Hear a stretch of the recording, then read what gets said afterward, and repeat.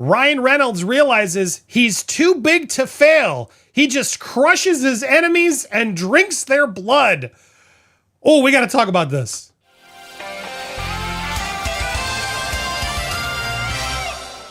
Welcome to Popcorn Planet. I am Andy Signore. We've been live. I'm with It's Kim, and we just read this whole latest motion dismiss. We're always trying to keep you updated on all the files.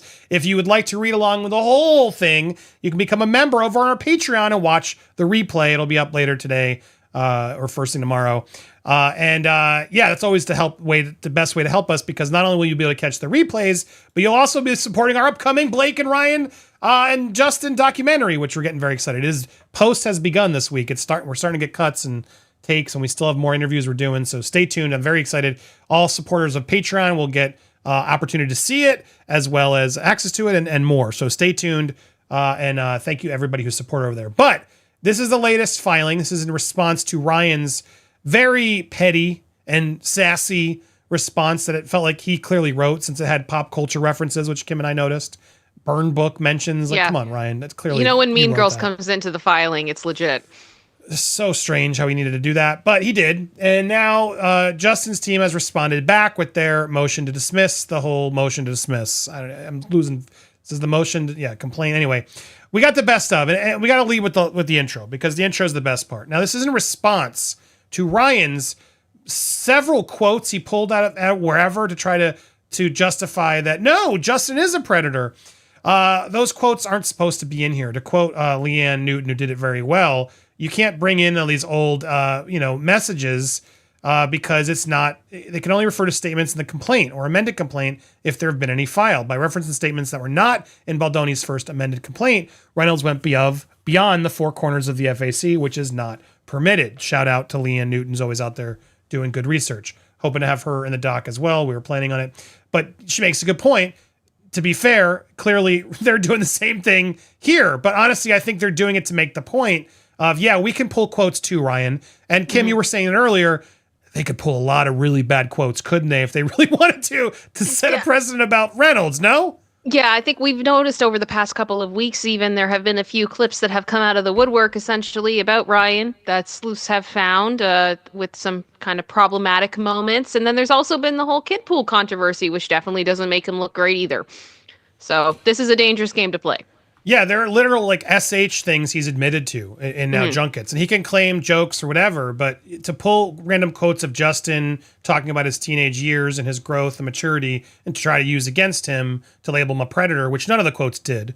I actually applaud them for, even though they're not supposed to do it, for making the point to be like, nice try, Reynolds. You have your own quotes. Shut up. Good call. Anyway, the introduction continues, going into sort of the basic deal of all of this, how the complaint, the what's it called? The motion to dismiss failed to set forth any basis for his liability, that they were merely acted as a supportive spouse.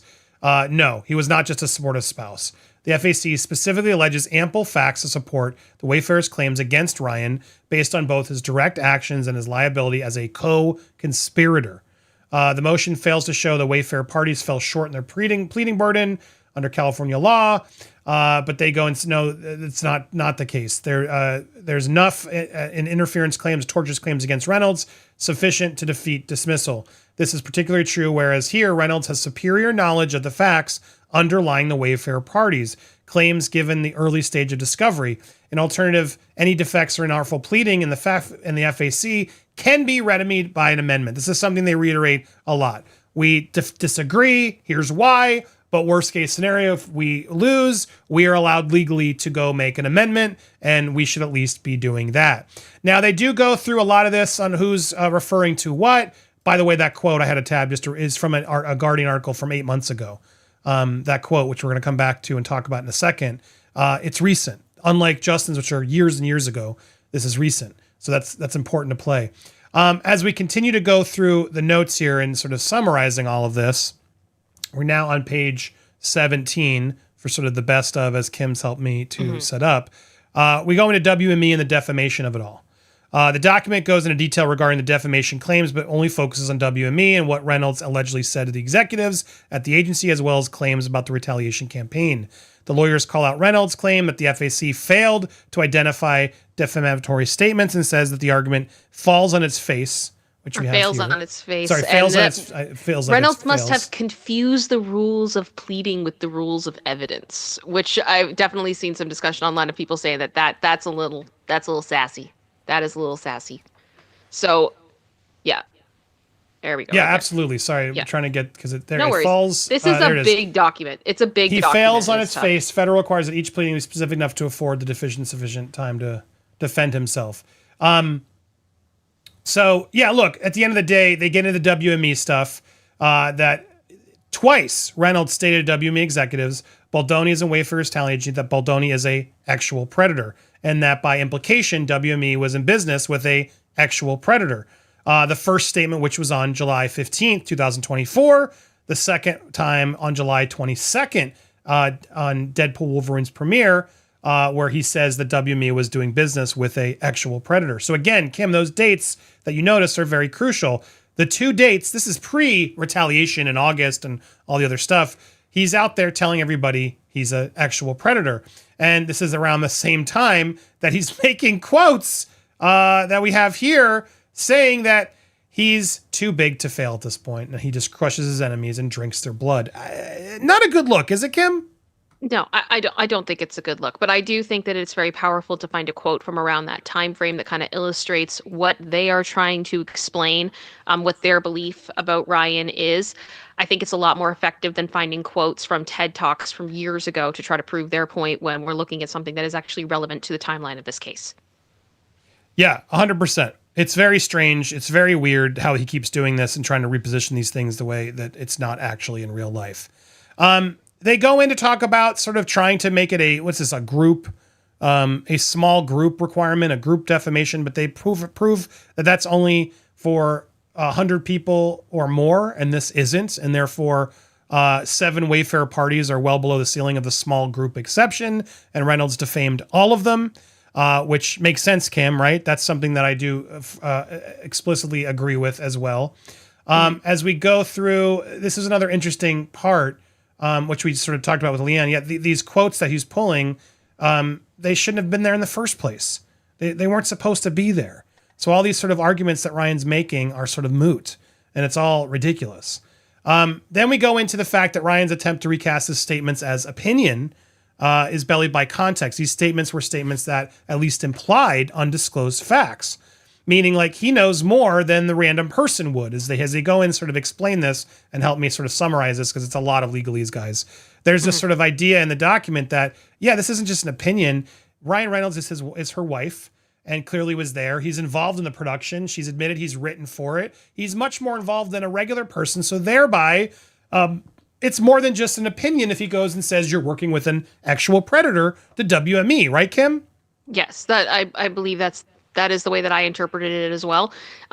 There's so much in this section of the lawsuit or this document specifically about what Ryan said, the way that he said it, and just even the reference that when he said in his motion to dismiss that the deep disdain that he views as basically being an exception supports the inference of actual malice.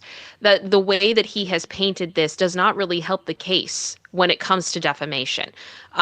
It's a very interesting argument. I will be very interested to see how the judge rules on this and what Judge Lyman's opinion is of all of it.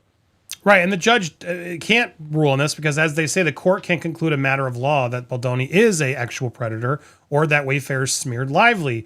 These are propositions that are expressly denied in the FAC with proof.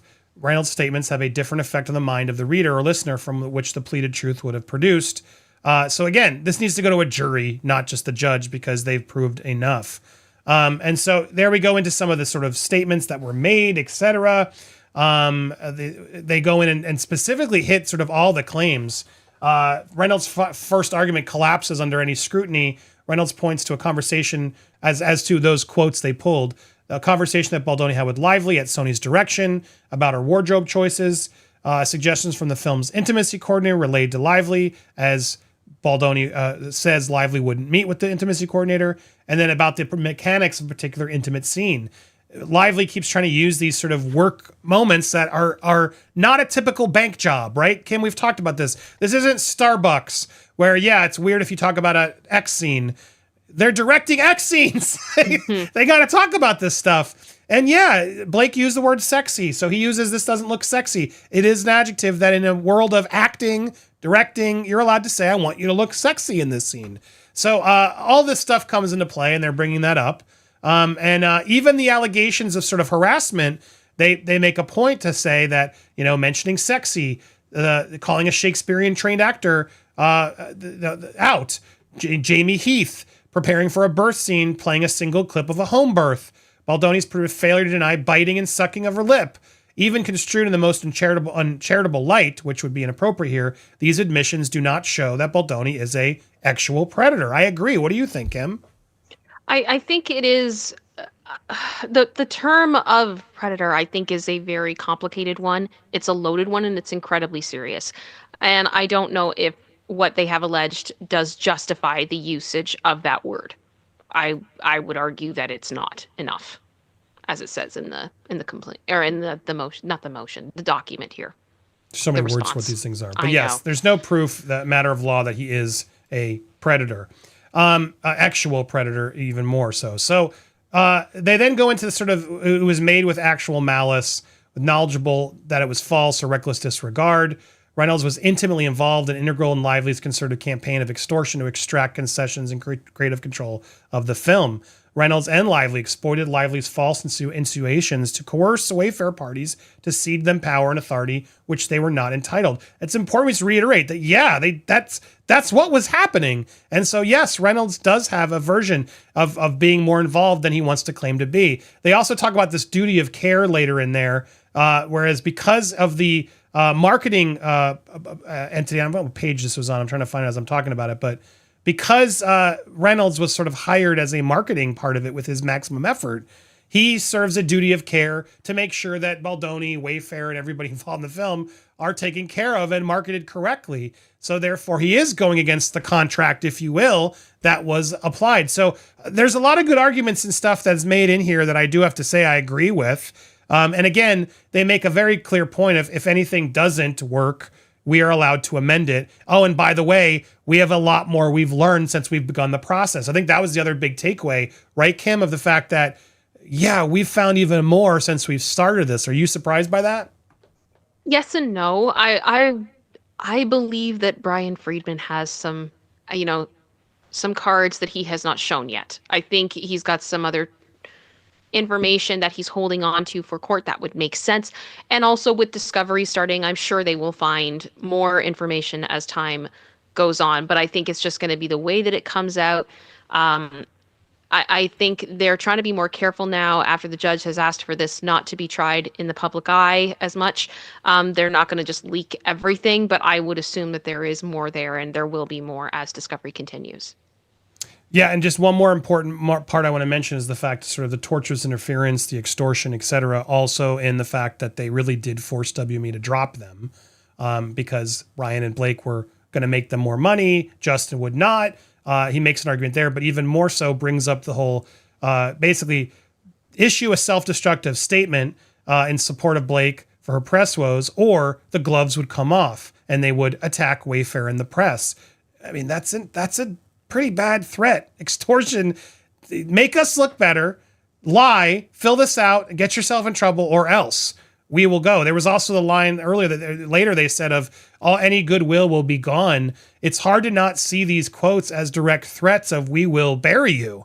The same thing she's accusing Justin of doing. And again, all of this was earlier. This was much earlier on. And the press in question had nothing to do with Justin. It was literally the majority of bad press came from Kirsty's junket interview, which had nothing to do with Wayfair or Justin. And this implication otherwise is incredibly frustrating. And to see these messages, these aggressive threats from Ryan, it's really troubling to read. And it was why I was so upset by Reynolds' sort of motion to dismiss in the first place, filled with weird pop culture references and quotes and things, the way he was writing it. It was really despicable, Kim, in my opinion. Any final thoughts or conclusions from you? I think it was a good response. I can't see this. In my own personal opinion, I would be very surprised if Ryan is dismissed from this case. I don't think that he's presented a strong enough argument, um, and I don't think that it's really done him any favors. That's just me. But I know we have lots more to expect, more documents we're expecting coming out this week, more responses. And I think as those come out, we're going to get a better idea of where we're sitting when it comes to how the Wayfair parties are going to proceed through this process.